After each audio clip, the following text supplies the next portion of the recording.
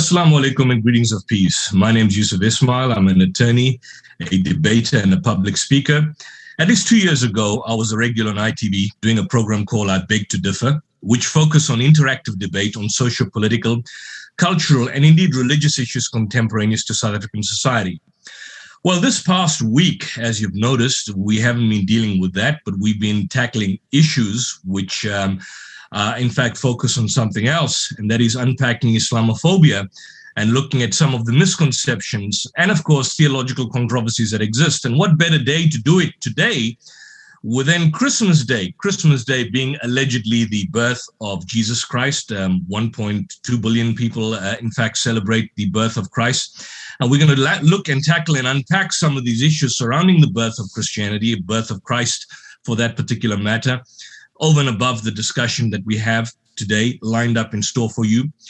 Joining me have been some world-renowned scholars, but tonight I have a special guest, and this is someone that I've always looked upon as fondly. I last spoke to him about 4 or 5 years ago. His name is none other than Sheikh Aqil Onque of Raddu Shubahat, otherwise known as Refuting the Doubts.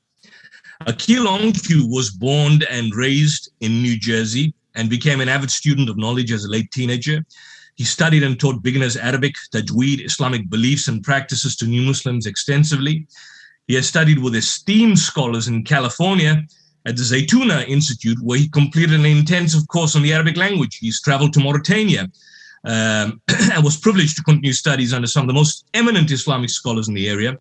He's currently an active member of the local masjid, where he conducts seasonal courses on Arabic and Islamic beliefs and practices. And he's based presently in New York City. He's an avid debater. He's debated on Islamophobic channels like Aramaic Broadcasting Network with some of the noted Islamophobes out there. It's my privilege to introduce Sheikh Aqil Onque to the platforms of South Africa on ITV and Salam Media as well as CI. Assalamu alaikum, Brother Aqil. How do you do? Wa alaikum salam wa rahmatullahi wa barakatuh. Sheikh Yusuf, how are you? Alhamdulillah, it's been some time. It's been quite some time since we last spoke to each other.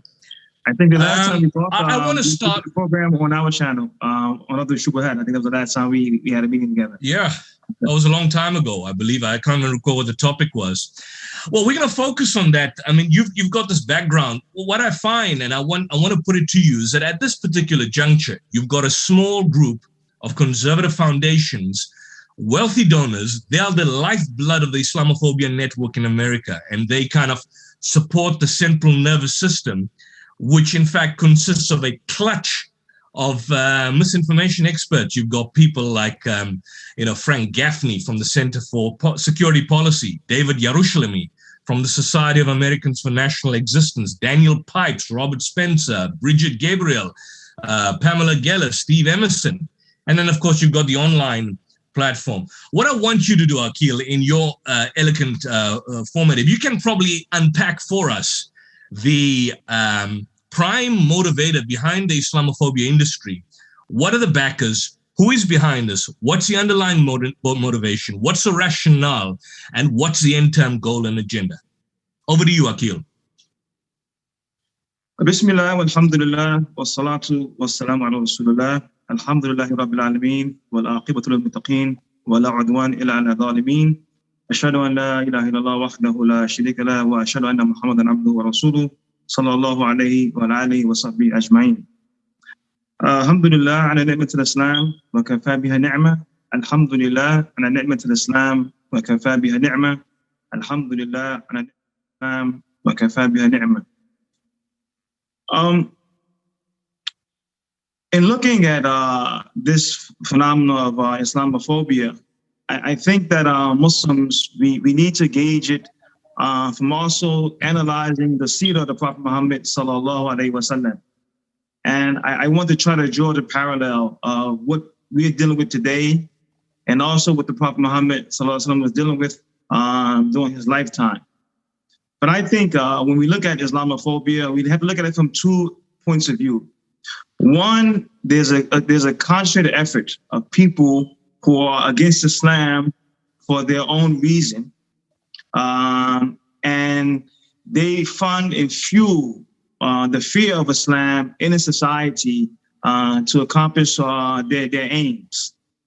So you have a concerted effort knowingly to instill fear of Islam amongst the masses. And I think this has also two folds. One is politically, and also one economically. And we find actually both of these elements during the time of the Prophet Muhammad sallallahu alaihi wasallam as well. And then there's another type of Islamophobia, which is more with the general people who really are ignorant, who don't know, but they take their cues from these people and they end up following them without really knowing much about Islam. These are the people that we're really trying to reach, the ignorant masses who hear these tunes from the powers that be that present this, promote this Islamophobia. The people that really promote it, I think, and many Muslims try, but we're wasting our time trying to convert these people. They have some very sick hearts, very dead hearts, and the job of the Muslim and Muslim activists or Muslim apologists or whatever phrase we want to use for Muslims who are trying to give people the true perception of Islam is that we really should try to appeal to the ignorant masses who are taking their cues or taking information from these people, these think tanks who are against Islam. Now, when we look at Islam, when it first come to the Meccans in the Arabian Peninsula in the 7th century, the Prophet Muhammad sallallahu alaihi wasallam, he came with a message that radically turned upside down the status quo, politically and economically. And even though at that time the Arabs wasn't very political, but there still was a type of political understanding or environment that existed that they didn't want to kind of, as we say, shake the boat or rock the boat. When the Prophet Muhammad came, the Arabs, they worshiped many gods. And the gods was a means of their revenue. People travel far and wide to come to Mecca to visit and pay homage to the gods and take what they consider to be barakah, blessings, or something from the Arabs in that area. So when the Prophet Muhammad comes with this idea, this radical idea to the Arabs of there's only one God and everything else is batil, everything else is falsehood, and this message of La ilaha illallah, that there's no deity, there's nothing worthy of worship except Allah alone. That means all of your false gods that you have in and outside of the Kaaba that people come to give homage to, you have to do away with it. Which means now that this message would come and take over and upset our social status. And now we lose our authority in being the caregivers of this house or this sacred place that people come to pay homage to, and we have to hand it over to this man Muhammad who's coming with this radical message. If we look in parallel to that in today's society, Islam poses a very similar threat to the status quo. Take, for instance, gambling. Islam is completely against gambling. Gambling is a multi-billion-dollar business in America and the West. If you take and accept Islam as a mainstay in society, that means that we have to do away with all of our gambling habits, all the money, all of the revenue, all of the things that we generate from gambling. It becomes obsolete. It's out the window now. Take alcoholism. If we accept Islam as a status quo and being something that we can use to govern society by, then it means all of the money that we make from alcoholism also have to be thrown to the wayside.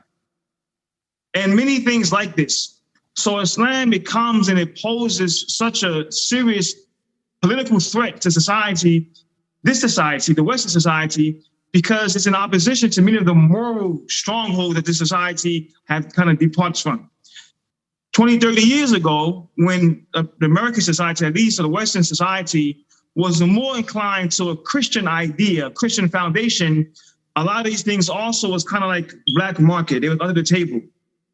But when they become and adopted this idea of secularism and separates the church and state, we don't have to apologize for having our secularism oppose our religion. Your religion is your religion. Keep it in the closet. Don't bring it in the open. You go to church on Sunday, that's fine. But secularism is its own beast. And we don't mix this with our religion. We go pray to God on Sunday to repent for all of our sins that we commit from Monday to Saturday. And this is now how they view society. So prayer, which everyone will agree that it's a positive thing, it's to be kept in your house. Don't bring it to school. Don't bring it in the open. Don't bring your morals and your religious views to the open. Let us live our society on the political front as atheists or secularists as we wish. And if you want to go to church on Sunday and ask God for forgiveness, we can do that. Islam doesn't separate from church and state. Islam is the total package. And when we instill Islam in our lives and we live by it, it governs every aspect of our lives, both the secular aspect as well as the private aspect. And this is a big problem to the status quo here. So the people who know about Islam, they know the truth of Islam, they know the history of Islam, they know what Islam has to offer and what it done in previous societies. They know that if America or the West take Islam as a valid form of expression of their life, it upsets a lot of what they have built so much into to establish, to have a very secular society. And again, we mentioned whether it be alcoholism, whether it be prostitution, whether it be gambling, whether it be many of these things where, although it's immoral, it generates revenue for the society that they don't want to do away with, interest and the like. Imagine taking interest out the Western society. You have absolutely nothing. And Islam is opposed to all of these segments of their society that they know that if we allow Islam to take a stronghold and people see it for what it is, we're going to have an uphill battle against establishing these things that we have in society that brings us all of our money. And in the secular society, in the capitalist society, where capitalism is the essence of livelihood, we have a problem. We have a big conflict of interest between capitalism and Islam. So the same way the Meccans seen that getting rid of all of our gods is an economical threat that we're not willing to give up and we'll fight to the death for it. The same way the Western society has against Islam. But back then, they were more outward with it. They were more overt against Islam. They didn't care about political correctness. And, you know, we will go to war with you, we'll fight you, we'll kill you, we'll do anything to save our gods. The Western society don't put it that way. They don't say we'll do anything to save our gods. They want to just make Islam look so bad that people will see it as what it is, and we can attack it. If we don't have to defend our gods, let the Muslims defend their religion. So they kind of put the onus of burden, the onus of proof upon us. The burden of proof is on the Muslims to say that we have what it takes to give you a flourishing society like we've done in the past, but because they have stigmatized Islam with all of these negative concepts and what's the word looking for? Things that's against Islam. Now, because of that, Muslims have an uphill battle in just getting to the truth of what Islam is for the people. But it's a constructed effort. It's done intentionally to make Islam look bad so that we know that if Islam ever takes root in a society like this and become a stronghold, the society will be radically different from what it is now. And I think that this is very similar what we see from the Meccan society as well. When we look at how they attacked Islam, very similar to how they attacked the Prophet Muhammad sallallahu alaihi wasallam. They called him names. They said bad things about him. They lied against him. They did, and it's the same thing now. And this is where I think you have, you go from one phase to the next. You have, for instance, like these online clowns that come, that's fueled by the likes of Robert Spencer and Pamela Geller and all these people. They're fueled, they're financed, they're backed by these people, and they put these people who are very unprofessional, people who don't even have a job, unworthy bums, if you may, to go be the face of antagonism against Islam. You know, why is it like such a issue, and why must you insist on making fun of the Prophet Muhammad sallallahu alaihi wasallam? Like, why do you need to fight for a right to antagonize and criticize and make fun of and insult the Prophet Muhammad sallallahu alaihi wasallam? Why? Because, you know, this is how they will begin to desensitize people against combating Islam. When you want to go to war with your enemy, you first dehumanize him. You first get public opinion against them, and then it becomes easy for you to attack them and do whatever you want against them, because now public opinion is against them. So when society at large sees Islam as a negative thing, as a barbaric thing, as a backwards thing, as a thing that's coming to upset, your modernism and take you back to the 7th century. Now people are against it. And they bring up all of these negative things, try to highlight and say, see this and see this and see this, misrepresenting what Islam truly is. But they give us such an awkward picture that by the time they finish, people don't want nothing to do with Islam. And it's the same way that the people did with Mecca, with the Prophet Muhammad sallallahu alaihi wasallam. They knew who he was prior to the Nubuwwah, before he became the Prophet sallallahu alaihi wasallam. But they went against their own better judgment in their own history with him and began to call him all kind of names. He's a liar. He's possessed. He's a magician. He's a soothsayer. He's this, he's that. But just yesterday, he was Al-Amin. He was a trustworthy that everybody in the environment went to for counsel or to take a man or trust with him to give them their possessions. But now when he comes with a message that will turn over what we know to be our status quo, we would antagonize him in the worst way, even though it's against what we know about him from the past. So I think, Muslims, is important for us to look at the parallels between how society today or any time and how society at the time of the Prophet Muhammad sallallahu alaihi wasallam dealt with trying to eradicate the truth that he was bringing and make it look as if something is not. And Allah mentioned in the Quran, that say, do you dress up the truth with falsehood? Like this is, you know the truth, but you dress it with falsehood to give people the wrong impression so they won't accept it. And I think the Muslims, we have to see past this. We have to see all fronts, the conservative front where the backers, the people like you mentioned, the Robert Spencers and other people who are being backed by think tanks and financial institutions to continue to promote antagonism against Islam, as well as the clowns who are on the surface just like the puppets. People like David Wood and Sam Shimon and these people, Christian Prince. These are online personalities that actually sparked me to come online and create my channel, Uradu Shubuhat. So the Muslims, we have to see it for what it is. And if we do that, then our approach to it will be a bit different. We as Muslims, we should not get upset and enraged and become and act in a way as if we're not Muslims. Rather, Allah gave us a strategy. Allah mentions in the Quran, says that indeed you will be tried, you will be tested in your wealth and in your lives, and you will hear much. You will hear much from the people who was given a book before you and the mushrikeen and those who commit shirk that will harm you. Much you will hear it. So you will hear attacks against the Prophet Muhammad sallallahu alaihi wasallam. You will hear name calling. You will see mocking. You will see cartoons, all the stuff. But what Allah says, He says, but if you are patient, وَإِن تَصْبِرُوا وَتَتَّقُوا, then this is from the greatest of matters.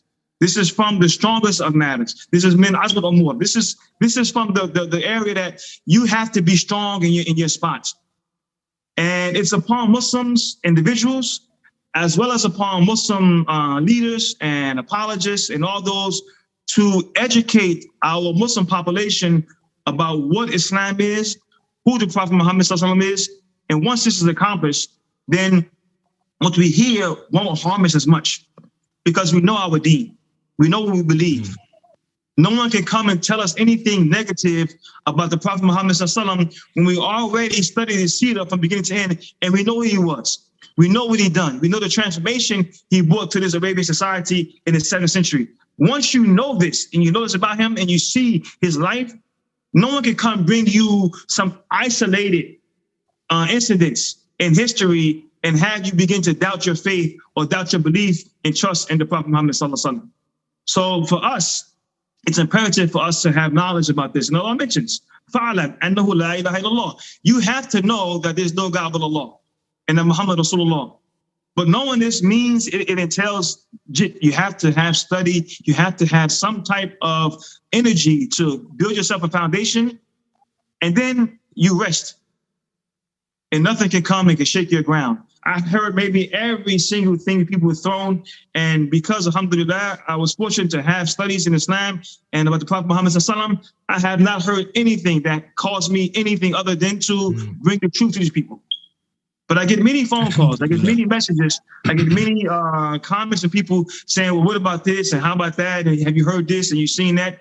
I mean, from clowns, the likes of people who are saying, it's okay, it's Christ-like. I just seen something recently. It's Christ-like or it's Christian-like to mock the Prophet Muhammad sallallahu alaihi wasallam. This was an online Facebook program that they said that it's okay, come mock Muhammad with us. Invite people to come mock Muhammad sallallahu alaihi wasallam. I mean, this is their approach. And for us Muslims, we don't play the dozens. We can't say, okay, you mock Muhammad, I'm going to mock Jesus alayhi salam. I'm going to mock Musa alayhi salam. I'm going to mock your prophets. No, because those prophets, the true prophets in the Bible, are also our prophets. So we defend them, we don't mock them. So we can't play the same game with them. We have to just bring them the truth. But these people, what are they after? People like David Wood who don't even have a job. And now with social media, you can monetize anything. The guy will monetize his family business and make money off it. And he makes thousands upon thousands of dollars every month off YouTube doing what? Mocking Islam. This guy, thank you for that.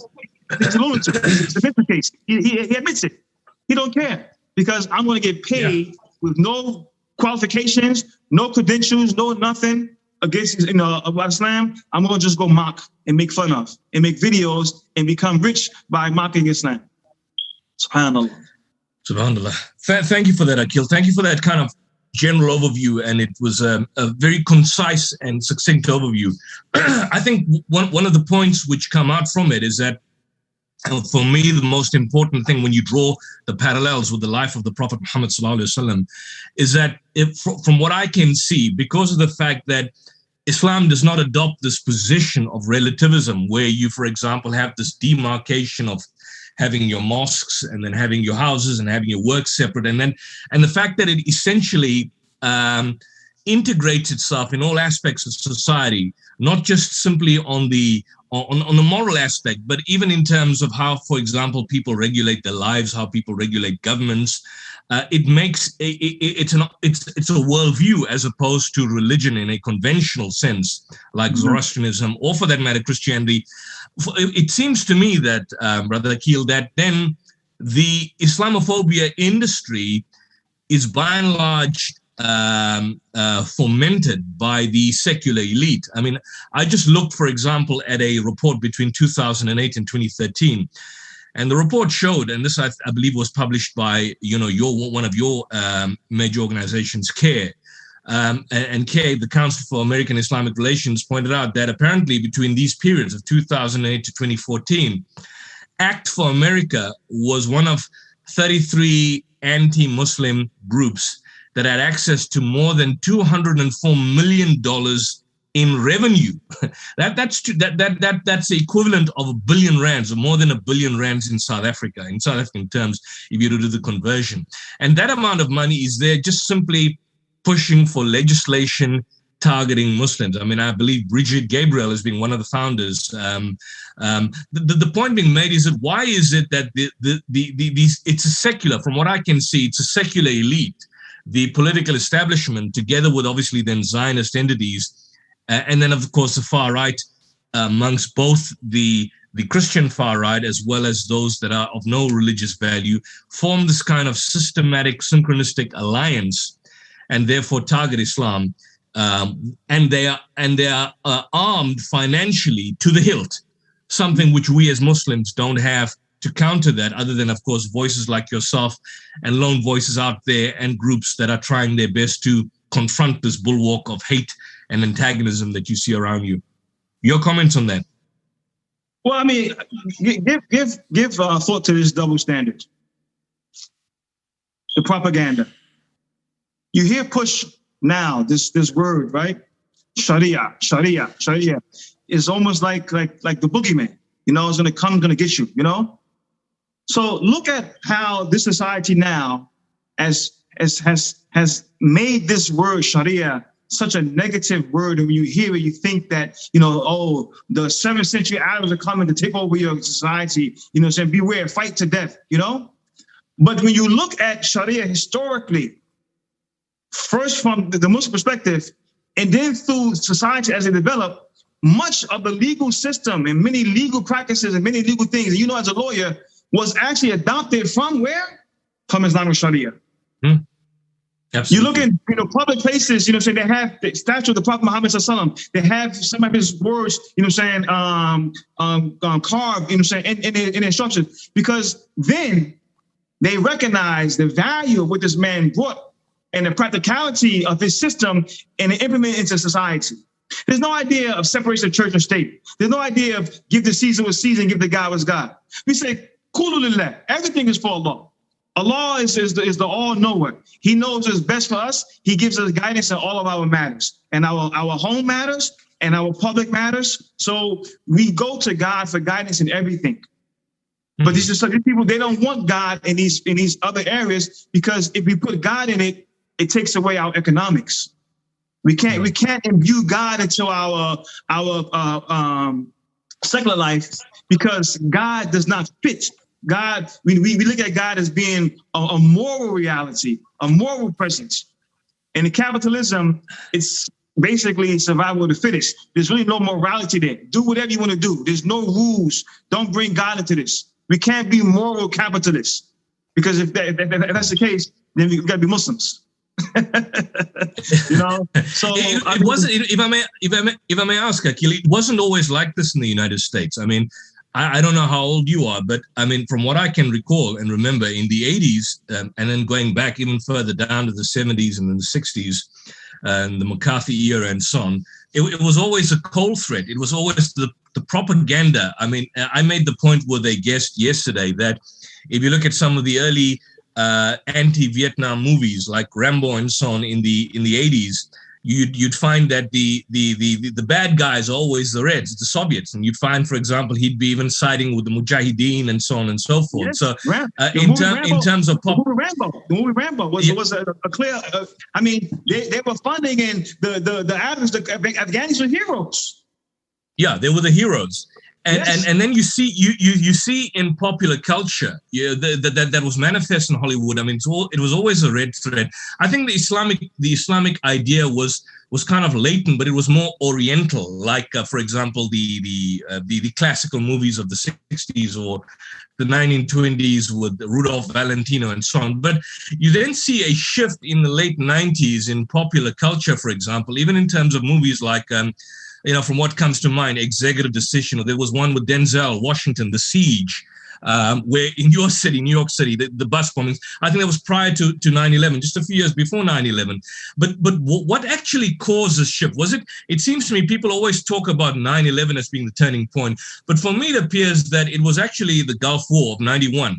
After the Gulf War of 91, and when CNN basically kind of gave us what we would view as infotainment, suddenly the Middle East was alive. All of a sudden, you had this threat. Even though Saddam was a secular Ba'athist, he was by no means an Islamic representative of the Islamic worldview.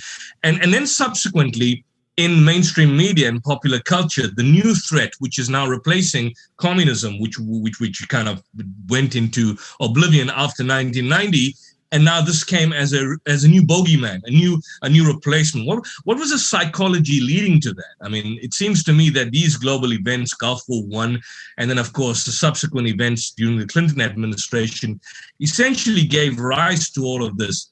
Long before 9/11, people assumed 9/11 was the kind of the precipice where things changed, but it was actually before that, from what I can see, that the perception was already changing, and the stereotypes were being changed towards Muslims. No, I agree. I think quickly 9/11 was like the catalyst by which now we can go against Islam. Like, we've done our job. We demonize them. Look what they've done to us. We can go against them now, kind of like full blown, without anybody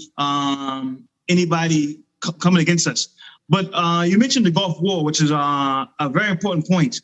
It's interesting. There's also another scholar. His name Bilal Phillips. And Bilal Phillips was staying in Saudi at this time. And he got banned from Saudi Arabia because what was happening is that he was actually doing a lot of da'wah to the troops that were coming there, that they kicked him out. They told him, America put pressure on Saudi, he had to go because he's converting too many people. Thousands of American troops that was stationed in Saudi Arabia began to become Muslim because now they're actually in the culture. They see it. And before that, you Muslims overseas in the desert. That's your business, no problem. But now we come into contact with you. We're building a base in your holy land, and we're getting an acquaintance with you unlike before ever in the past. At the same time, we're picking up on global media. The computer is picking up and it's becoming showing, you can see things instantaneously now. So you can see society in real form, in real time, unlike the past. And we're now, Islam wasn't a threat or a global threat as it was now. Then as it is now, because of global communication. And now we have more interaction with the Muslims, and people are beginning to see that this Islam really is appealing. Yeah. And if we realize this is actually appealing, what's going to happen when people start accepting this? So now they become a concerted effort to, we got to combat this. And the threat, the red threat, the Soviet is no longer really a threat. Because even with Saddam Hussein was also America's friend when they wanted to go and overthrow Ayatollah Khomeini. They funded Saddam Hussein. The very weapons they're looking for, they know, or at least they thought they was there because they gave it to them. You gave them the weapons to fight Ayatollah Khomeini to get rid of him. And the Shah of Iran at that time in the 80s. So we know you have something because we gave it to you. And there was no problem. We gave it to you. You was our friend. We funded you. But now we need to take it back or make sure you don't have it because you was our friend now, but now you're our enemy. But when global communication began to become more prevalent, and you can see things in real time with online activity, and now America is actually stationed in Saudi Arabia, and you're getting a glimpse of this culture and seeing the Kaaba and seeing and hearing the Adhan, unlike ever before. Being in Afghanistan or even being in Iraq is different from being in Saudi Arabia. So because of this this reality now, we have actually opened up the door to Islam, and now we get to close it. And it was a serious effort for them to close this door. And how they do that? They shift it. Yeah, Russia is no longer really a threat. The real threat now is terrorism. As if the Muslims are any more terrorists than anybody from the American Secret Service or anything like this. But this is the image now we have to get to the people because we can't let them see Islam for what it really is. Sure. This is why the people do it again. Always draw a parallel. During the time of the Prophet Muhammad sallallahu alaihi wasallam, they said people would walk by Mecca and they would put cotton in their ears. They would put things in their ears so they would not hear his message. Don't let people hear the message, because if they hear the message, they're going to be affected by it. This is, this is practical measures to not hear the message of Islam during the time of Prophet Muhammad sallallahu alaihi wasallam. I'm going to cover my ears up. The practical approach to have people not hear about Islam now is to have other people come and destroy what Islam really is and make you believe this is what it is. You can't cover your ears up because social media and global communication is there. The best thing we could do is shroud Islam with so much negativity and falsehood that people would think that's what it is and they would never want to embrace it. Yeah, I think the other point, Aqil, I wanted to bring up is that, within the United States diaspora, in academic journals, you look at the Journal of Sociology, for example, and many other writings and articles, several scholars, in fact, consider Islamophobia to be a form of xenophobia or racism. Some describe it as a kind of anti-Asian, anti-Turkic, anti-Arab racism. But that hasn't been the experience with a lot of people in the United States, because a large number of Muslims, in fact, come from the indigenous community, from the Americans, from Afro-Americans, from white Americans. So even the definition of, the idea of conflating Islamophobia with some degree of xenophobia or racism is not entirely correct. If you look at the development or the parallel developments between the two forms of racial bigotry, because in this particular instance, whilst people see this as some sort of overlapping phenomena and somehow the other define it as an anti-Muslim feeling and violence based on race, the reality of the situation is, for example, there are a lot of Caucasians, a lot of Afro-Americans that are accepting Islam in large numbers in the United States, and they are now the subject of Islamophobia or Islamophobic discourse. Would I be correct in that assessment? Yeah, but I think it's a twofold. I think what happens, and I mentioned earlier, that you have two aspects to Islamophobia. You have the first aspect, which have two elements as well, the funding side and the faith side. So the funding side, the people behind the scenes that's funding Islamophobia, and they're using puppets and they're using characters like people online that we discussed earlier. Again, the David Woods and the Sam Shimones. These are people that I encounter. So these are names that I know. But these people, the Sam Shimones and the David Woods, they're bums. I mean, literally, these people don't have any jobs. And they take whatever paycheck they can get from these people to do whatever it is, monetize themselves, embarrass themselves. This guy, David Wood, dressed up as a woman on national to make a video to lie against Islam. But who cares? I'm getting money for it. They have no character. They have no morals. This is one face of it. The other face is the ones behind the scenes that's funding them, that's allowed to give them finance and do things that they can, give Islam a negative picture with. So this is one aspect of the Islamophobia, which has two categories. The second aspect is the ignorant side, ignorant people. And from them, I think it is a type of a xenophobia or whatever it is conflated in them because they're ignorant completely. They take it as almost Islam is a Arab religion. And so they begin to hate everything about it. You ragheads, they become very racist in their slurs against Muslims. So from that aspect, from the ignorant masses who take this information, this negative information, these lies from these clowns, they take it and imbue it, and it instills in them a type of racism and hatred that they put across the board. So from that aspect, yes, I think that you find that. But from the people who know better, who don't care about the truth, they got nothing to do with racism for them. This is pure political and economical warfare against an institution and a way of life that they know, if it takes a stronghold society, can do great wonders as it done in the past.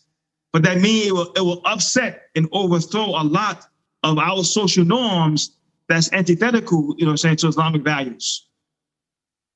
Drinking, promiscuity, homosexuality, gambling, interest, all of these things they thrive on it. A lot of us, Aqil, a lot of us on the outside, when we look at it and when we look at American society and American Muslim society, for a lot of us, the first thing that comes to mind is a nation of Islam. And of course, Louis Farrakhan, probably because of the fact that, they're so bold in proclamations and political statements and rallies and all of that. How do you explain, or how do you make a distinction between for the outsider at least, or for a South African audience in terms of mainstream Muslim society and groups like the Nation of Islam? Although there's talk that, for example, the Nation of Islam is also entering the mainstream and not as, if I could call it, cult-like as it was in the past to a certain extent. And now a lot of people are using the nation as a kind of a stepping stone to enter mainstream Islam and mainstream Muslim society.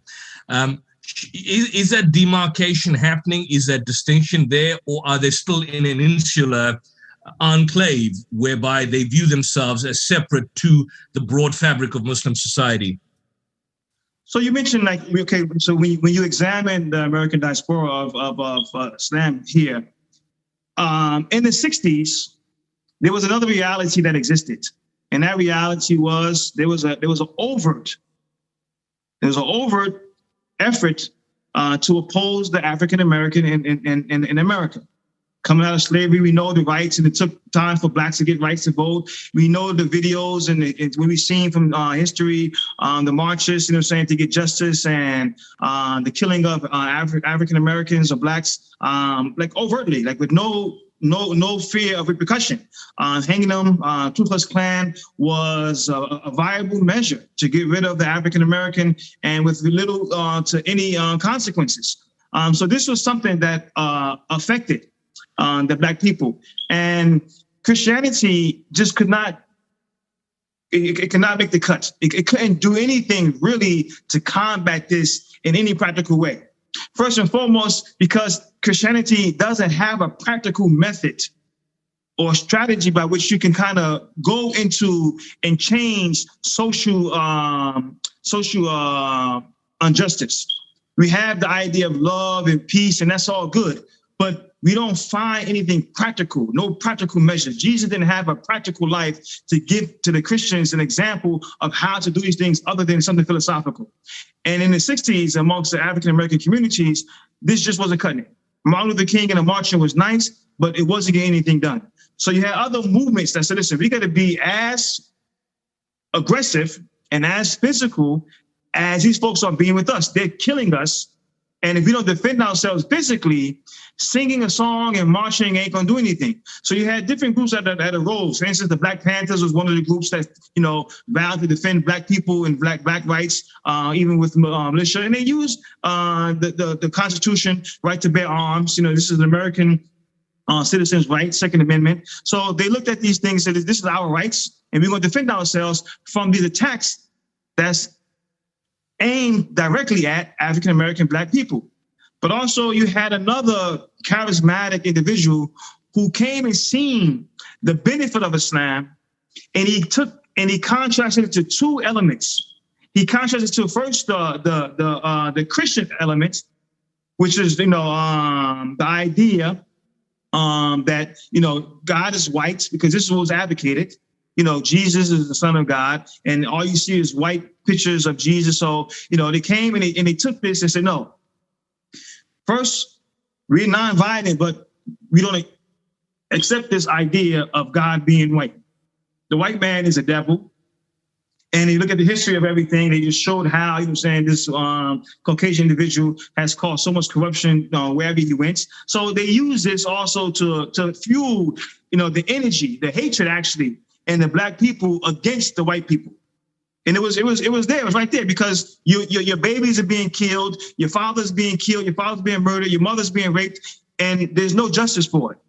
So when a man comes and says, no, you're not Christians, in fact, you're Muslims, and God is not white, God is actually Black, and you Black people are gods, and the white man is a devil, they fuel that negative energy that Black people feel at that time and use it. And they begin to use not Christian terminology, because we couldn't use Christian terminology because the ones that was killing us and persecuting us also was using the same terminology.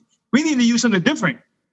So they took Islam as a combative method to go against Christianity and the white man, and they came up with the Nation of Islam.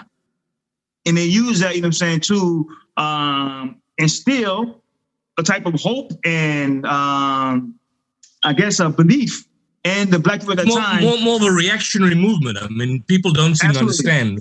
It's not a cult. It emerged in a socio-political context of the 1960s. Exactly. The Civil Rights Movement, Martin Luther King, Malcolm X, and so on. But I just want to know the present status of the Nation of Islam. I mean, do they view themselves anachronistically, whereby they still go back to that time, or alternatively, have they kind of evolved to be something more broader, to be a kind of a stepping stone with a broader fragment of Muslim society? Well, what's your take? What has happened there in that particular line, particularly with Minister Farrakhan? Yeah, well, their leader is still Louis Farrakhan, and his allegiance still is to Elijah Muhammad and Jafar Muhammad, and the beliefs that the Nation of Islam has promoted since its inception. Now, he can say he made some headway towards more Sunni Islam, and in his history, he did. But when he realized that he would lose his authority and lose his leadership status, he kind of reverted back to carrying the old teachings of Elijah Muhammad and the Nation of Islam teachings, and their teachings is antithetical to Islam.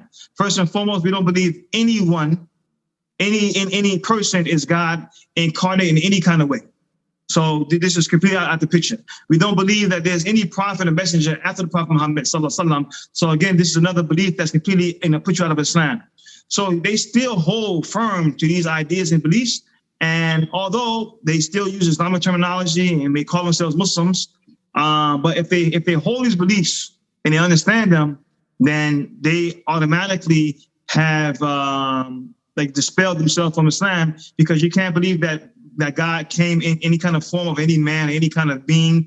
And you can't believe that there's a prophet after Prophet Muhammad sallallahu alaihi wasallam. These are two essential beliefs that if you don't uphold them according to the Islam tradition, true Islam tradition, then you can't call yourself Muslim, or you can't really be a Muslim, no matter what you say about yourself. So I don't think that there's much headway from the Nation of Islam at this point, other than maybe some lip service that you may hear in different points. But Farrakhan still holds to the tenets of the Nation of Islam. He still promotes the final call, which lists their beliefs on the back.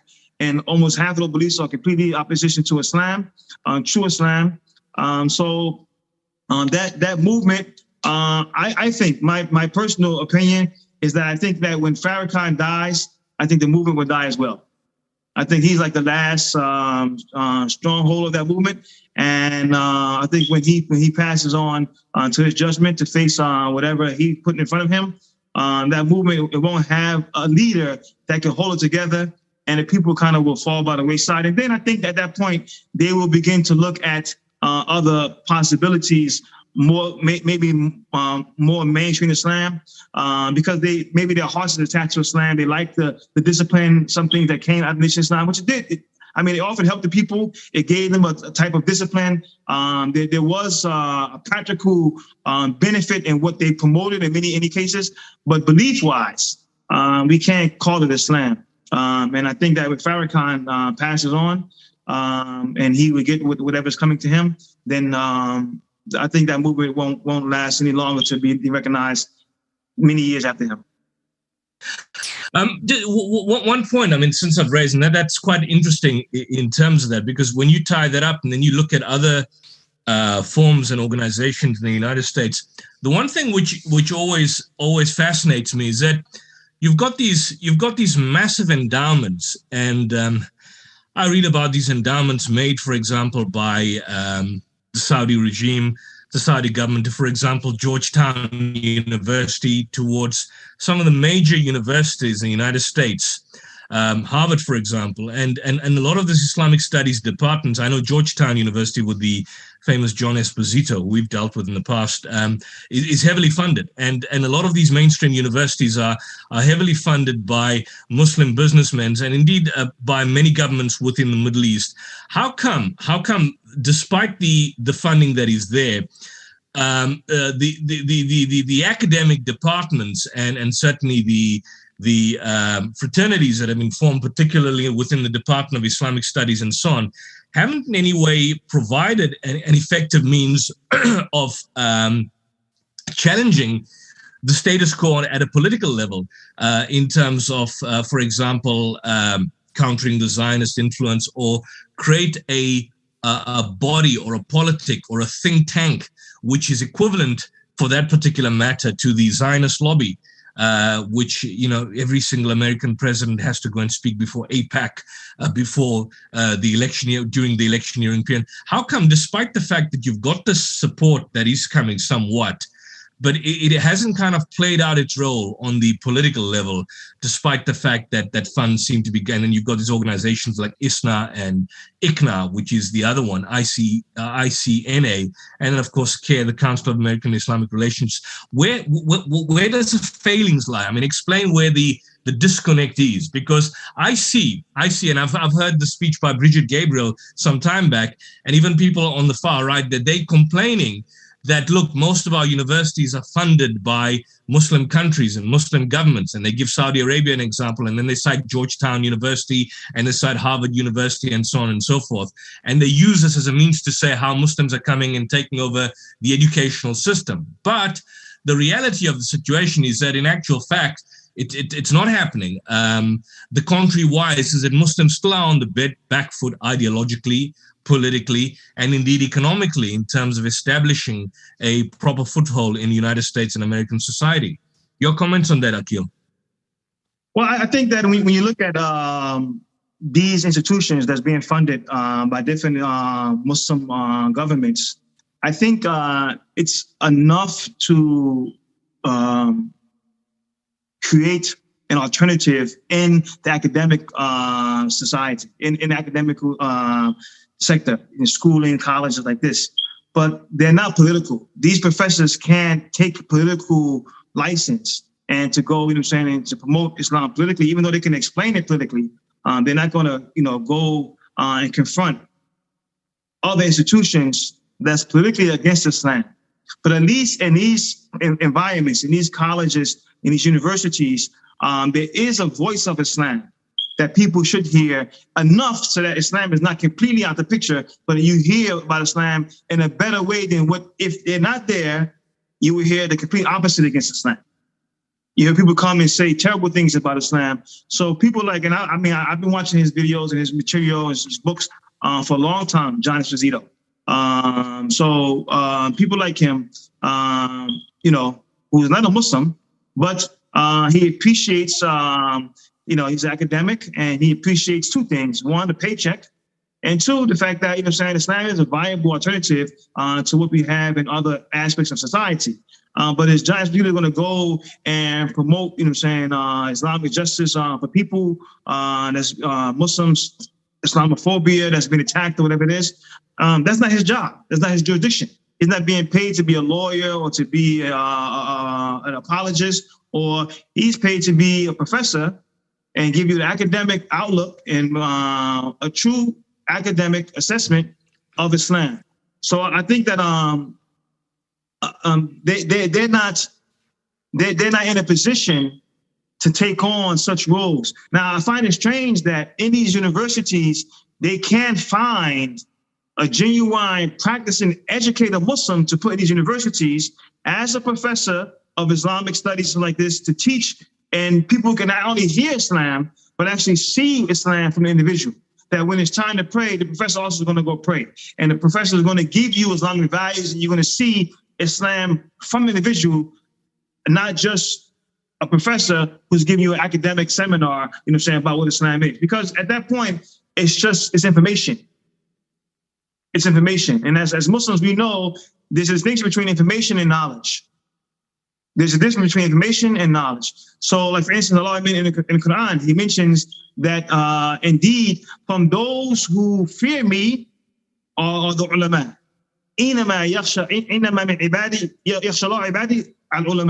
From amongst the people who have khashya of Allah are the ulama. And the ulama, not in the technical sense, but those who have knowledge of Allah. So indeed, a person who's an alim, who's a Muslim, and live in Islam and teaching Islam is different from a professor who's not Muslim, but give you an academic assessment of what Islam is. So I think that if you start putting righteous Muslim, educated Muslims in these universities to teach Islam, opposed to just Western non-Muslim professors, you may get a different effect. I think the other point is also, it's not just simply putting in non-Muslim Western professors, but you have now this tendency of a lot of so-called secularized Muslims, individuals that are involved in Quranic studies, for example, or there's this recent, and you've probably been following the controversy on the issue surrounding now, which shouldn't be a controversy in actual fact, because it's been known to all of us for such a long time. But within contemporary discourse, which is popularized by the missionaries, the idea of the qira'at, or for example, since the discoveries of the Sinai palimpsest, you've got a number of academics and indeed nominal Muslims and indeed non-Muslims that are basically involving themselves in these kind of studies at academic universities, at Western universities. Muslims are not primarily involved in this field of study. I mean, for some reason or the other, at least at an academic level in mainstream universities, either by default or by deliberate exclusion, they are never involved in the study of this. If you look at some of the names, and I've got the names, I've got a whole collection of the individuals that are involved in this particular field of study. I mean, they are either nominal Muslims or secular, or alternatively non-Muslims entirely. Do you see that there is a deliberate exclusionary element to this whole process? Or alternatively, it just so happens that these academics happen to be incidentally non-Muslims or secular by their very nature?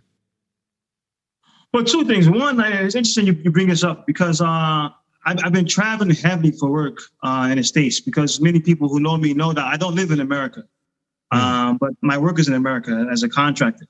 But when I'm in America, I can't get to my studio. I can't make videos on our channel to do the material. So when I can't do this material, then the channel goes kind of still for some time. But this issue in the last year and a half came up again, this idea of qira'at and stuff like this. And I find it strange that like how is this still like gaining any kind of momentum and making Muslims have any doubt about this? First and foremost, the Muslims, we have a science called tajweed, which is, it's one of the first things you learn when you learn the Quran. You have to learn how to recite the Quran correctly. So tajweed, I believe strongly that tajweed is one of the miracles of the Quran and of Islam. Just the science of tajweed, that we know how a letter exactly is pronounced and how long you hold that letter to what note or to how long, the same way during the time of the Prophet Muhammad sallallahu alaihi wasallam.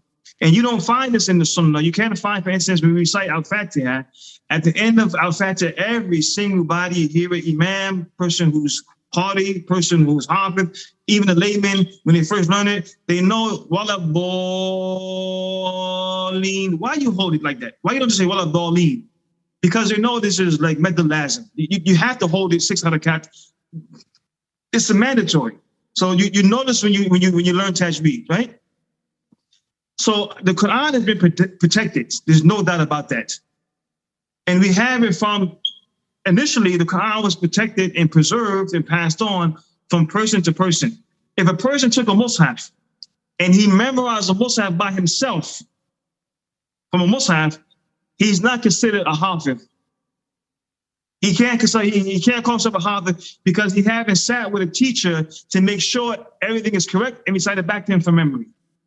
He memorized it, but he won't have the title and the privilege of being called a hafiz until he sits with a teacher who memorized it, who has an unbroken chain of isnad all the way back to the time of the Prophet Muhammad sallallahu alaihi wasallam. So when you study the history of the Quran, it's amazing. And when you sit with people who know it and they give you the isnad, I sat with scholars and they give you the chain of narration from themselves all the way back to Prophet Muhammad sallallahu alaihi wasallam. I did a hadith class with a sheikh in Egypt, and he recited a hadith, and he said, if you take it from me, now you're in the chain. He gave it to us. So if I memorize his chain, and I take it from him, I can narrate the hadith from him all the way to the Prophet Muhammad sallallahu alaihi wasallam with isnad, unbroken. So what the Quran is like this. But I think what happened is that there's an academic approach to, like for instance, manuscripts like this, and we're trying to kind of be on par, show that our manuscript preservation is better than yours, or like this, and that's not traditionally how the Quran was preserved. The manuscripts are there as like a just in case. During the time of Abu Bakr, Umar, he went to Abu Bakr and he said that, write the Quran down. And he said, Abu Bakr was surprised. He said, why? You want me to do something that the Prophet didn't do, sallallahu alaihi wasallam? So we memorize the Quran by heart. We don't write it down. He said, but what's happened is that the Muslims in war, a lot of the Huffaz are being killed. And I fear that if we don't write it down as a backup preservation, then we may, in fact, lose the Quran, which is traditionally memorized in the hearts of men and passed down from person to person. So even during that time, we see the written aspect of the Quran is always a backup. And through history, manuscripts, paper, don't always last. We have some intact, full. We have some that's not completely intact. But for us, that's never a discussion because we have people who can come. I know a scholar, I sat with him, I did Quran with him. He wrote the Quran from memory 5 times by heart. He could just write the whole Quran out. Bring me a scribe, write. And he can recite the Quran word for word, letter for letter, everything by heart. Now, you get into, what about these different qira'ats? All of the different qira'ats is the same. It all goes back to Prophet Muhammad sallallahu alaihi wasallam. And another setting, I'm in Mauritania, and I go for daughters every day. And when we go for lessons, the scholar, he teach you in his house. We go to the masjid, we pray. He would go to his house. He would relax. The students would come, and it would be a line, 10, 15 students in line, waiting to sit with the sheikh and do their lesson. In the beginning, I used to think that if I go first, I'm good. I get my lesson in, and I go do my studies. But one time I got there a little late, and I had maybe 5, 6 people before me, and I realized if I come late, I get more lessons. Some people are there for poetry, some people are there for fiqh, some people are there for aqidah, some people are there for qira'at. And the sheikh, he memorized every single thing. Sheikh Yusuf, I'm not lying. He would finish the line before the student finished the line, and the student's reading from a book. And the sheikh has no book. He has no book, but he memorized all of the mutun. The mutun in fiqh, the mutun in aqidah, the mutun in usul, the mutun in Quran, qira'at. He memorized everything. He's a walking encyclopedia. I see it with my eyes. And before the student finishes line, he would finish the line and then give commentary. There's books from the earliest time about the qira'ats, the different recitations, all this. Why is this so like strange now?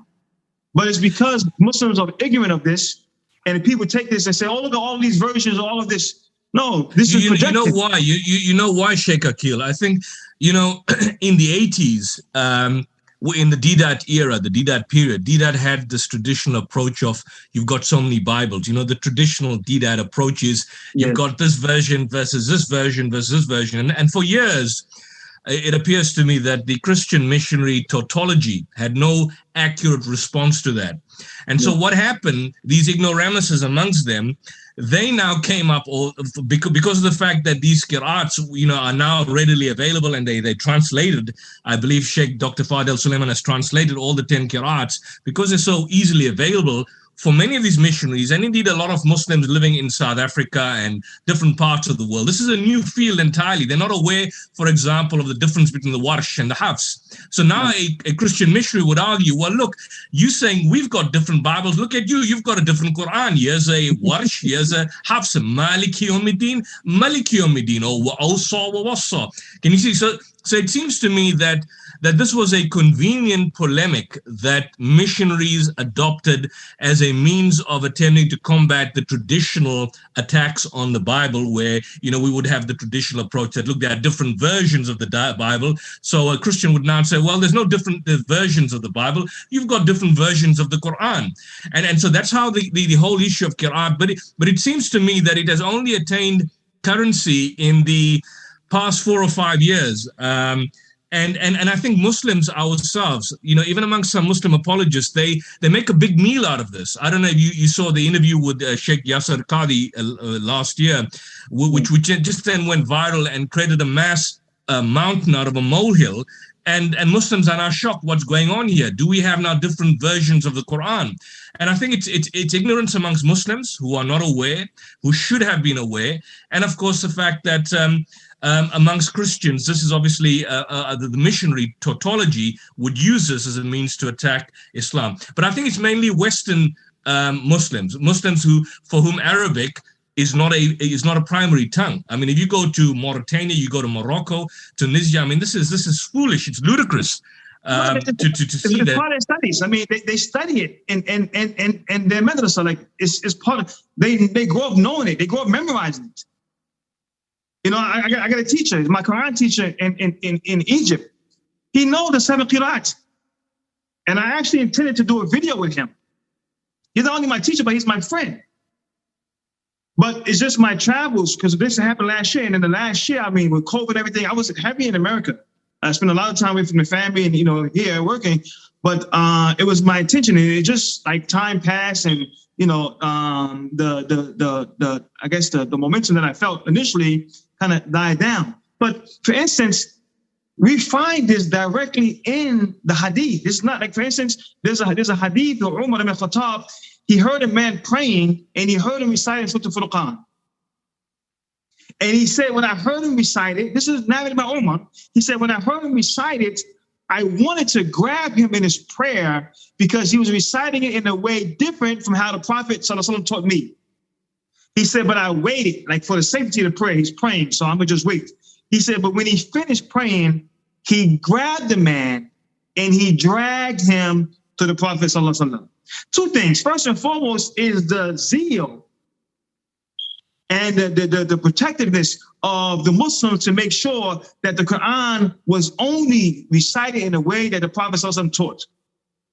That's first and foremost. So Umar learned a way and he heard something different and he automatically thought this is wrong and you must be corrected automatically.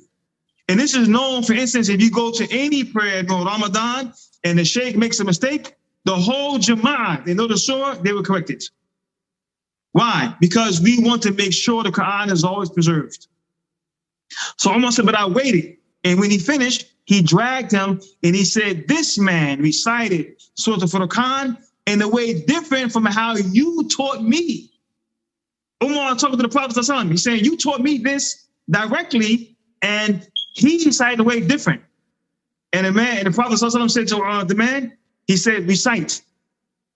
And he told Umar to recite. And he said, both of you are correct because the Quran has been revealed in 7 different ahruf. Now, there's a khilaf amongst ulama what ahruf is and like this, but the point being, we know that there were different pronunciations and ways that the Quran was given from the Prophet Muhammad himself. Not different ways it came later and how the Quran said it now. All of this goes back with isnad, back to Prophet Muhammad. So there's no discrepancy amongst the Muslims. We can trace every single variant narration qira'ah back to Prophet Muhammad with isnad, 100%. And I don't know how this issue is keep coming up and catching any ground with anybody as if somehow the Quran has different variants or this is like some new phenomenon. It undermines the authenticity of the Quran. The Prophet Muhammad himself taught the Quran in different ways to some Sahaba for different reasons. Whether because, for instance, you have what's called imala. Like we say, we say mu'minun, or we say mu'minin, or mu'minun. One is without hamza, so you don't have the sukoon, so you say mu'minun. And this is a met, it stretches. The other one, you have sukoon on the hamza, so you say mu'minun. Both of them are in the modes of recital. So you say mu'minun or mu'minun. To us, it may be subtle. And especially to people who have no Arabic understanding or any Arabic background, for them it's even more complicated. And I think many ulama don't spend a lot of time trying to explain this to non-Arabs because like you have to know Arabic or learn something about it even to appreciate understanding. You take a mode recitation, you learn that one, and right now, that's what you have. But if you don't understand Arabic language, understand the different dialects that occurred during the time of Prophet Muhammad and how to pronounce certain things, even if I give you the different qira'ats, it wouldn't serve you any benefit because you can't recognize the distinction anyway. So I think many scholars in this time, especially with English-speaking people, have shied away from making this an academic field because maybe it'll bother people or confuse them or just spend a lot of time about something that they probably can't grasp this anyway. The Quran as being a linguistic miracle. For anybody who studies Arabic and you read the Quran, you see how miraculous its lugha is. But if you don't have no idea of Arabic, you would never appreciate the linguistic miracle of the Quran because you can't compare to anything. You have no frame of reference. So there is a reality that not knowing Arabic kind of it's a stultifying factor, it's a stultifying factor because it is. I mean, it's our fault. Basically, I think the problem is that you've got the Islamic educational overhaul. I mean, there needs to be most of us certainly, and I don't know about the United States, but in the South African context, we were taught to just simply be good reciters, very good reciters of the Arabic language without understanding a word. So you've got Hufaz that can recite the Quran better than many Arabs in South Africa, but they don't understand a single word. I mean, it's amazing situation. I want to move on to another segment on that, because it seems to me that coupled with that, and I know we're running short on time, so I'm just monitoring the time, is that, in the 70s and the 60s, you had revisionists. What I mean by revisionists that were fringe, there was someone called Professor John Wansborough. He wrote a book called, I think, Sectarian Milieu, and then, of course, Quranic Studies, One of his students were famously Michael Cook and Patricia Crone. They wrote the book you probably heard of called Hagarism, The Making of the Islamic World and Meccan Trade and the Rise of Islam. And essentially the thesis behind these books was that, Islam developed much, much later. The Quran evolved much later. And then, of course, you had they look at ideas and documents like the Doctrina Iacobi, and so all this kind of nonsensical idea that it kind of emerged within a socio-political era, but it was influenced by various other factors and elements. Now, that was by and large relegated to the academic circle, and it was a very fringe academic studies, albeit it was still within the academic sphere. However, I mean, in the late 2000s, and then, you've got people like Joseph Smith, otherwise known as Jay, who has popularized a discourse to such an extent that now somebody, I mean, if I walk down the road to Johannesburg or Durban, I'm going to come across a person, a Christian who knows nothing about Islam, but is rattling out this kind of idea about, from the works of Dan Gibson. He's written a book called Early Islamic Qiblas, where he gives the idea that the direction was also facing towards Petra and so on. This has now attained currency, such popular currency that the original academics that came up with this, like Michael Cook and Patricia Crone, they long discarded their theories. But this is now entered into at a populist level, and it's now basically been given out as tracts to youngsters, to children, to Christians in churches. I mean, ordinary churches. You've got what do you call this? The charismatic churches. Charismatic churches. They've got no scholarly discourse in terms of their background, and you'd see tracts and publications of this particular level that has reached such a populist level. And I think it comes from your country, and indeed from the United Kingdom. Everything seems to come from your country. Explain the phenomenon behind this, because it seems to me that there's an attempt somehow or the other to say that, look, the best way to attack Islam is to now show not that Islam is violent or it oppresses women, it's to show that the Prophet Muhammad never existed, that Islam never existed. And so the best way to break down the identity, it seems to be a new missionary polemic, the best way to break down the identity of a Muslim and to show that Islam is invalid is to show it doesn't exist. This was never the case before in the past, but it's been since the late 2000s, mid 2000s to 2021. And that seems to me now the current circle, to the extent that this is now, I mean, online, you see this kind of garbage that's been floating around. You've probably come across this all the time. Well, I see it from Jay Smith a lot. And I watch some of the videos, because this is actually where I learned from it. And this guy, Gibson, I looked at some of his work from Jay Smith. But it's very laughable. And like I mentioned in the beginning, I think for Muslims, and as myself that do like online work, if you want to call me an apologist or whatever title, it's important for us to have an awareness of this, so to address it. But I mean, to somebody like yourself and myself, it's quite laughable, because what you're doing is that you're saying basically you have to kind of just rewrite completely all of history. Not only during the time of Prophet Muhammad ﷺ, but also those who immediately followed him, and those who followed him, and those who followed him, who had direct access to his information and narrated. So, for instance, you take somebody like Imam Malik, rahimahullah, right? Imam Malik is in the city of Medina. He's called Imam of Dar al-Hijrah. He's the Imam of the place of Hijrah, which is Medina. And he is having a fiqh class with someone, and they come to him to argue about a measurement, which is a saw, which is like a type of measurement, right? And the man is saying, no, it's this amount, it should be like this. And Imam Malik, he said to his servant, the one that to give him his things, he said, bring me my cup, bring me my measuring bowl. He said, this is the same measuring bowl of the Prophet ﷺ that he used. This is his bowl that he used. I'm in his city.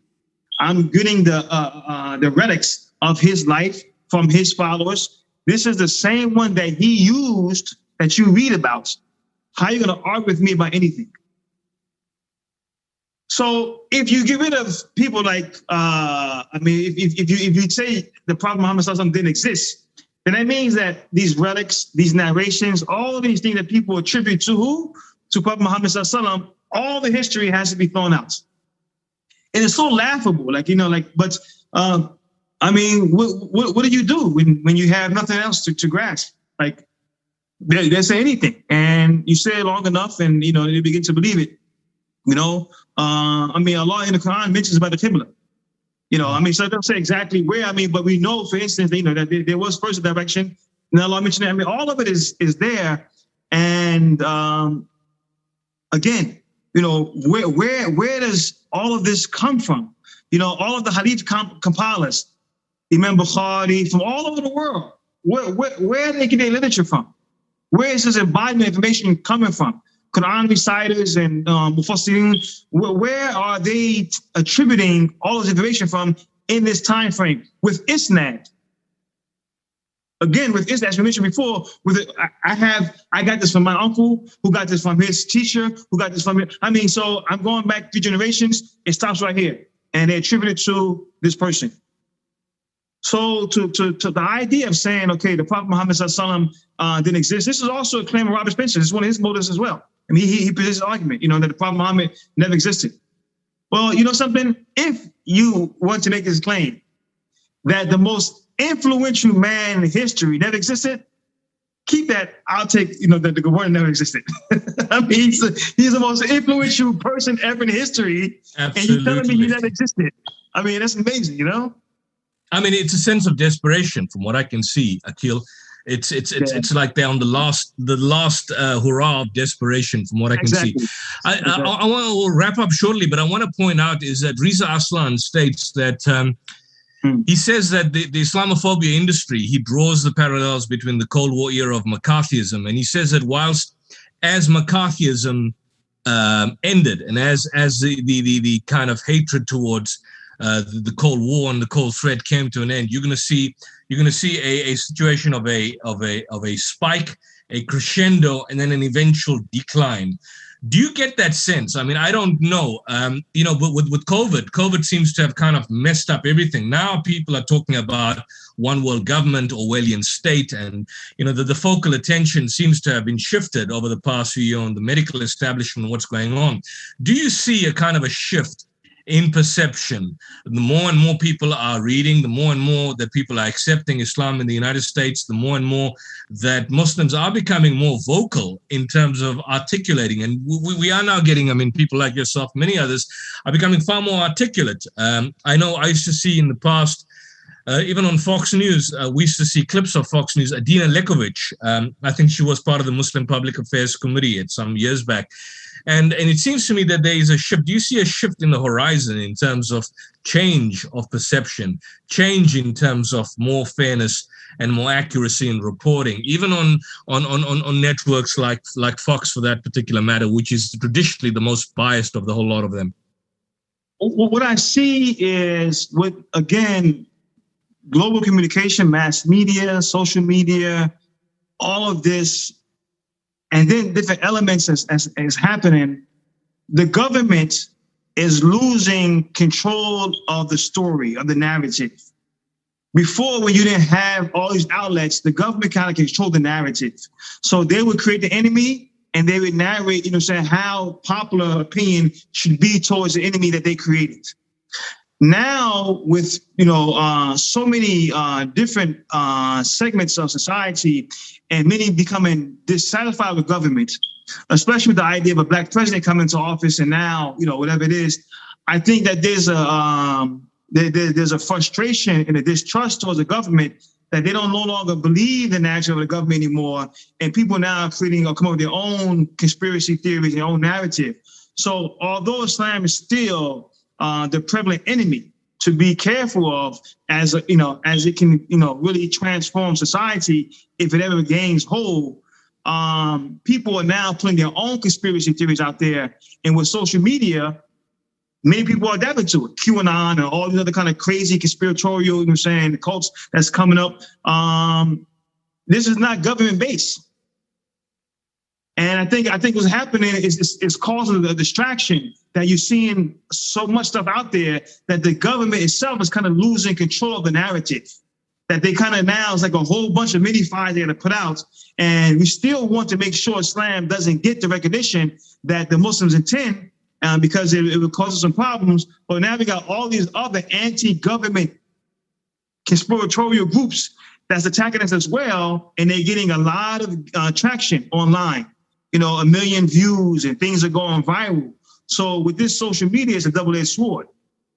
And I think it's a double-edged sword which government. And I think this is also the other problem, because sometimes people make the claim that the Trump administration was the worst administration for the Muslim community of the United States. But that's actually not true. I mean, under the Obama administration, you had discrimination and large, you had drone killings, you had, in fact, more drone attacks against Muslims. I believe Olaki's son, more attacks and bombings of Muslim countries during the Obama administration, the liberal Democratic administration, than the Republican. So it's really not a question of one side or the other. I mean, they both are just simply separate sides of the same coin. Government has traditionally been separate sides of the same coin. And under the Biden administration, you see a continuation of that particular approach, support towards Israeli hegemony and so on, as opposed to what it was in the previous era and period. I think with Trump, the rhetoric was very loud. So it was more the rhetoric from this guy, because he really wasn't like he wasn't tactful. He didn't really have much tact in going to do anything. He was very ignorant of the position. So he's a very he's very charismatic. He can he's a celebrity, but that wasn't really the position for him. But to some people, they liked him because he spoke their mind. He spoke their mind. But in terms of what he done against the Muslim community, other than like the idea of trying to make this ban and this loud stuff that he attempted to do because people was pushing this thing and thought they can do with him in office. No, I don't think he was the worst president, to the status of the Muslims. But I think what happened right before him was Trump was like to white America, it was like, we got our house back from a black man, that took our house over, and they never thought this would be the case. I mean, it was personal to them. Many people, like a black man in the White House, so to them it was personal. And Trump was like taking it back, and you would never have this again. So I think that opened up to many people like a wound that they kind of let die down. They were racist, but it just time moved on. But I think that was like a slap in the face to have this black man in the White Office and the White House, the office of presidency. And it kind of incited in them a return back to making sure that we won't be, we won't lose our position as, not the minority, but the majority, and the voice in this country, because this is America. This is a white man's land from many of their perspectives. This is their ideology. And Trump, he stroked this to many people. They like this feeling that he gave them after having a black president. But unfortunately, the Muslims, we have a lot to do in a society like America, even on the political front. And what fascinates me is that, and you're speaking about Trump and the right. One of the critiques that the right or the far right has against the left is that, while traditionally both the left and the right somehow the other saw Islam as this kind of monolithic block, this kind of static monolith, unresponsive to change, separate and other.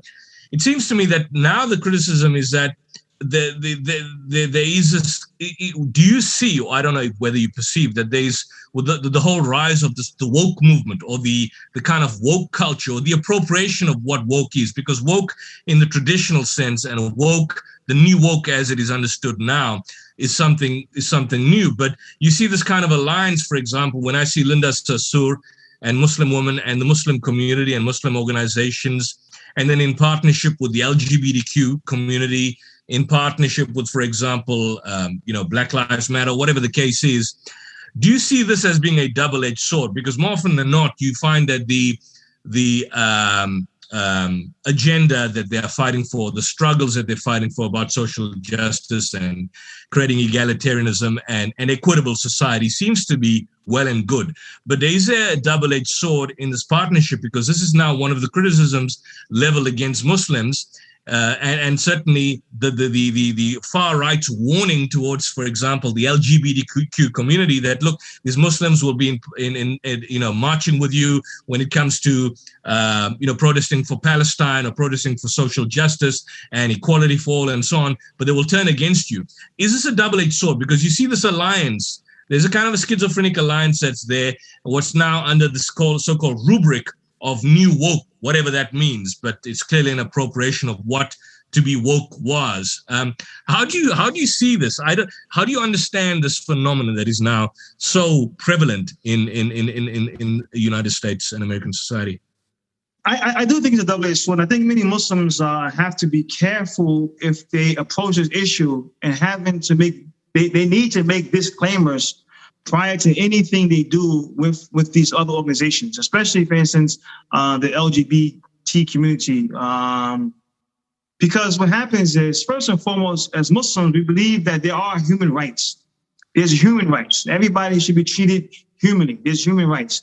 And your religious preference, your sexual preference, your political preference, that's all, technically, your personal preference, and you have a right to it.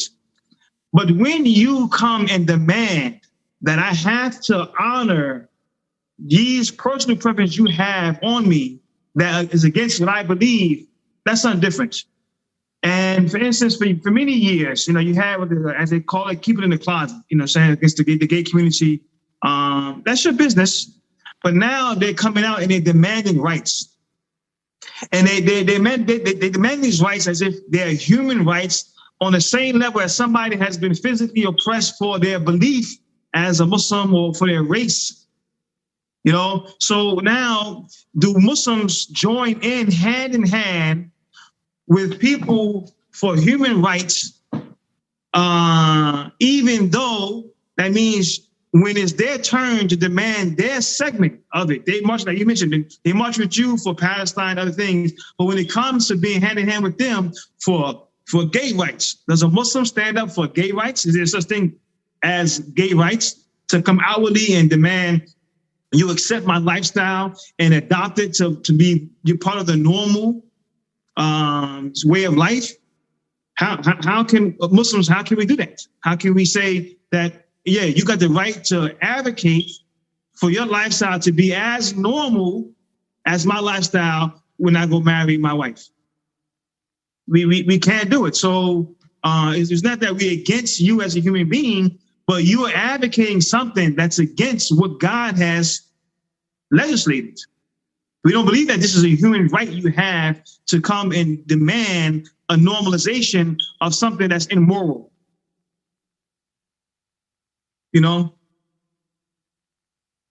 I was just mute there. If I may ask you then, in the scheme of things and in view of the fact that Muslims already have a negative image in the mainstream media or have had this kind of prejudice in this fear, would it be counterproductive then for Muslim organizations to partner with, for example, groups like Antifa or Black Lives Matter, or, what goes under the rubric of new woke, which is the in thing today, because there's just so many elements to this whole thing. I mean, if it's not even in the environmentalists that are joining the fray and so on. Is it problematic then to be associated? Because these are kind of issues that we can be concerned about, and certainly the rights of lives of all people and so on. Where it doesn't impinge on the moral aspect, would it be problematic in joining these groups or associating with these groups or allying with these groups, or the ones that I've mentioned? Me personally, and I don't want to give no fatwa or make a ruling for something like this technical. But I think it's incumbent upon Muslims, especially Muslims in the mainstream media that's doing this activist work, to make disclaimers when they go and they saying they're going to support, human rights movement or something like this, or human rights march, because Antifa and other Black Lives Matter also, their platform is just not this one aspect. They have other things on their platform and their agenda in their bylaws in the organization that's against Islam. And I think that, it's important for Muslims to listen, what's your bylaws? Like, okay, you have one aspect about, you have Black Lives Matter, and we're against, the oppression of any life, Black lives, particularly because we see in a concerted effort to, to have disregard for Black lives in the cities. So this is a reality for sure, and we need to address this. But when we say, okay, we're going to partner up with you hand in hand, now when the people advocate and promote the bylaws and the agenda of Antifa or Black Lives Matter, and you start seeing things and Muslims say, oh, I didn't know that. Well, you should know that because you're going to align yourselves with these groups, and it's not just one platform or one problem they have. They have many things, that they advocate for their organization that you should be aware of. And Muslims need to become more politically active on our own agenda. And our own agenda can tackle all these other agendas. We don't need to necessarily part of all the people because our deen already offers solutions to these problems. But when we are just kind of like, the tag along, we hoping that, we get some recognition for Muslims as well, then, we become subject at the mercy of these organizations that, on one side, okay, we can agree with them on this one, but on the other side, we're against them 100%. Like even for the Muslims, the right and the left, the political, dichotomy in America. There's some things that the Muslims, we share in common with the right. And there's some things that we share in common with the left, but we both sides, there's things that we are competing against on both sides. This absolutely, and I agree with you because I think sometimes we will probably engage ourselves in significant moral compromises or political compromises on at that level. Certainly, we just simply embrace the ideological underpinnings of all these particular movements. I want to close up. Yeah, I want to ask you for those of us who are interested. In the United States before we had a lot of individuals that were involved in the field of dawah, in the field of debate and discourse. What does the dawah lineup look like in the United States? Are there individuals that are developing, growing up, and getting involved in sharing the message? I know it's yourself, I believe Brother Shadid Lewis, a few others. Some have veered off to other ideologies. Hamza Abdul Malik, who was very close to the late Sheikh Ahmed Didat. He's become somebody that's Quran only. And it seems to me that they all got certain ideological pits that they kind of eventually get to tap into. How do things look on your side? Is it promising by virtue of the fact that you've got these Islamophobes that are there online on YouTube, some of these bums that you mentioned? What's the counter response? Do we have Muslims that are becoming more and more active on social media, on YouTube, on the YouTube channels, countering the kind of garbage that we see there happening? Well, I think it's twofold. You have a dawah that's general, that is just trying to promote what Islam is and getting the message of Islam out to people without the idea of confronting the Islamophobic side of it. So that aspect of dawah, I think, is kind of like what you see funded by Saudi Arabia, stuff like this. They want to just get massive literature out to the people. It's what Islam is, why Islam, stuff like this. But they don't focus on dealing with particularly Islamophobia or online opportunists who are looking, to monetize themselves, to make money by mocking Islam or going against Islam. So in that aspect, online, I still think there's a void, and this is one of the reasons why I developed my channel. The problem for me is that this is not how I make money. Everything I do online is free. I buy my own equipment, I buy everything. So it's my own time, my own resources, and my own finances. But at the same time, I have a profession. I'm a contractor, I have my own business. So when my work schedule is heavy, then I'm away from doing what my passion is, which is talking about Islam and, refuting the doubts. But the funding and the ability to do this to keep up, this is where I think many Muslims, maybe we lose the momentum. because other people, like for instance, David Wood. I mean, people like they like this type of mockery, comedic approach towards stuff. It's very laughable, and it generates views, and that would generate money. Muslims, we're not into coming, from a comedic point of perspective. We want to bring you the truth. And sometimes it may be pretty boring, it may be pretty dry, but our goal is to bring you the truth about what Islam is, and hopefully there's an awakening in you, and the Lord guides your hearts to that. But that's not what sells. So when it doesn't sell and it doesn't generate any money for those who are doing it, then if you don't have financial backing, and it becomes something that you invest in yourself. Maybe it takes a toll. It's kind of maybe overburdensome for you, or you lose the time to do it because you have to go take care of your family like this. So I think these realities put some Muslims kind of behind, in many regards. The whole interest thing as well. Many people, can go and take loans from the bank for this and for that reason with no regards. And fund different things, whatever it is. I mean, but for the Muslims, we try our best to stay away from this rebirth perspective because of its admonition in Islam. But, many people, they get ahead of us because of that. So we're fighting some battles that Muslims need to come together and say, how do we address these issues to give the Muslims the same level playing field as others? If not, we're going to always be behind. And even though their content is full of lies and distortion and untruth, they have the upper hand because they have financial backing and people who are willing to go do it that we don't have. So I think the Dawah front, it needs more. And I wish I can give more time. I'm thinking maybe that if I'm not even in my office and in my studio to produce videos, maybe I do more interviews just to keep the channel current and deal with some of the issues. And I mean, you're welcome to bring topics up if you want. And as always, if you let me know you want me to be with you, I'm with you. Like, it's alhamdulillah. So I think this opportunity to come and address it is needed, it's beneficial. But I still think the da'wah in terms of attacking it or addressing Islamophobia and the online critics against Islam and the charlatans and the opportunists and the comedians who have no regard for the truth.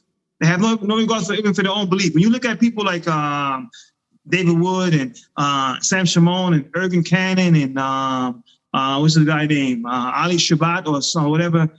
These people, all these, some people, ex-Muslims, for them, it's all about like, how do I get a deal? How do I get money out of this? How do I profit from it? And they're silent. People give them, we don't have people offering us finances to bring the truth. That's the unfortunate thing. I mean, it's a money-making industry, and they invest quite heavily. I want you to end up, Aqil, my dear brother, final parting words to the Muslims of South Africa, and certainly those Christians out there who are celebrating Christmas and that may be joining this particular program, be viewing it. Today does in fact happen to be Christmas Day for a large number of Christians. I want you to give us your final parting comments to both the Muslims and the Christians who may be joining us in South Africa. Over to you. First and foremost, my salams to all the Muslims in South Africa and abroad. And alhamdulillah, you have in your presence great Sheikh and brother Yusuf Ismail, the very dear brother of mine, alhamdulillah. His work is there for you to see. And spend more time with him, his literature and his organizations and what he's doing. Support him, help him, give him the necessary assistance he needs to continue to produce programs like this. And to reach out to not only the Muslims, to educate them, but also to non-Muslims, because Brother Yusuf, Sheikh Yusuf, has been in many debates and has dealt with topics to bring the truth of Islam to foreign concepts in Christianity that Muslims don't believe in. So into South Africa in particular, I never visited there yet. But maybe one day my brother, inshallah, will invite me and we come and spend some time there with him as well. Definitely.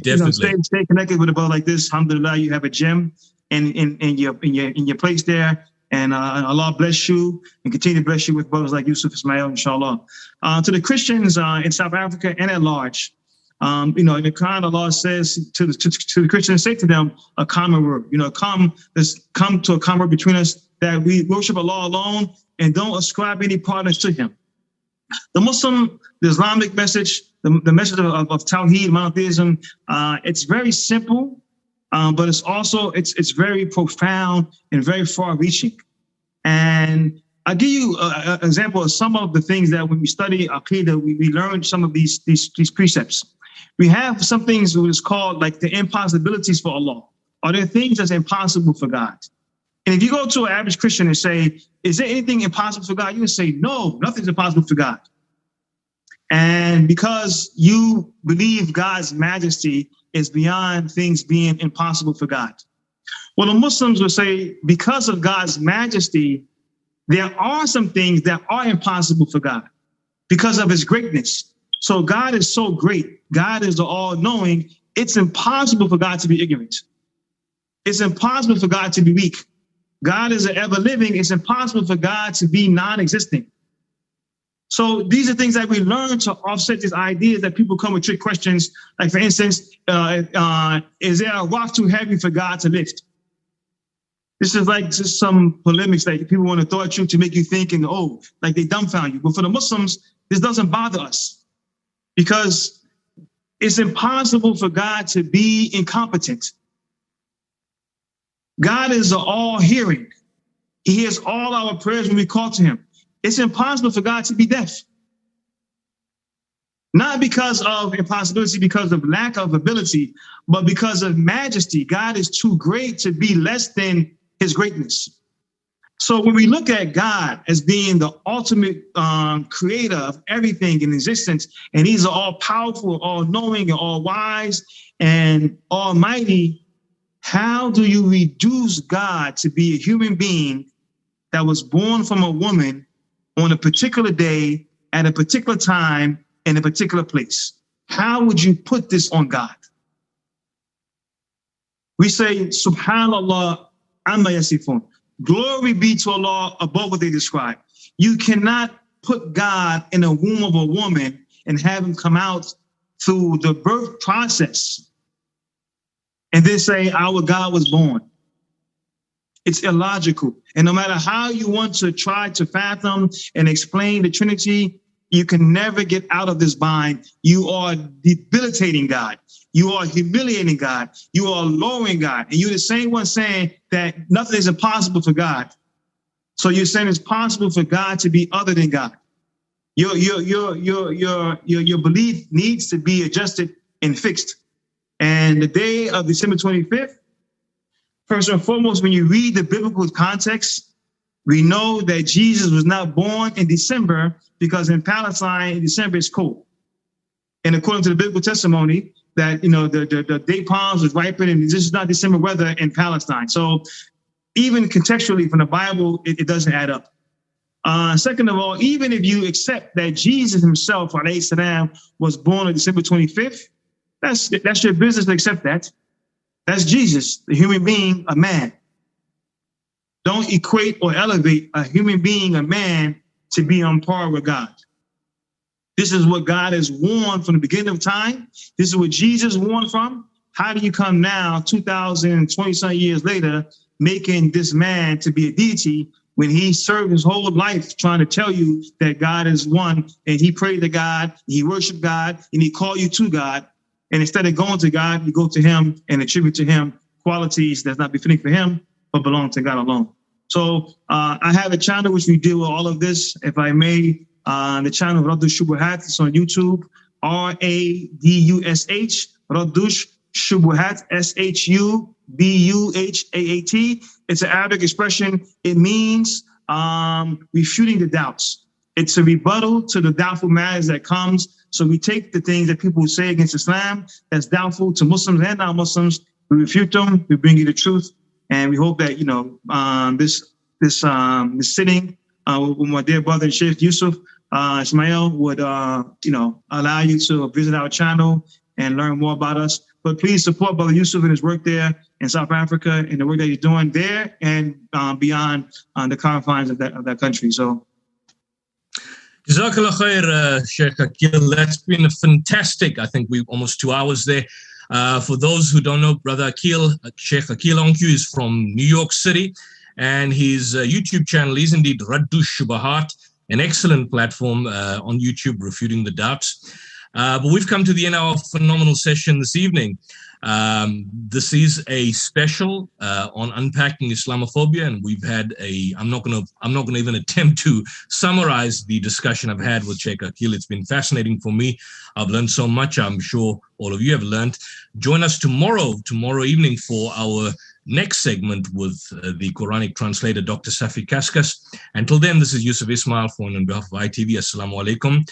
And if you've been listening to us on the other channels, on CII, that's Channel Islam International, on Salam Media, and certainly on the Suk Islam YouTube channel.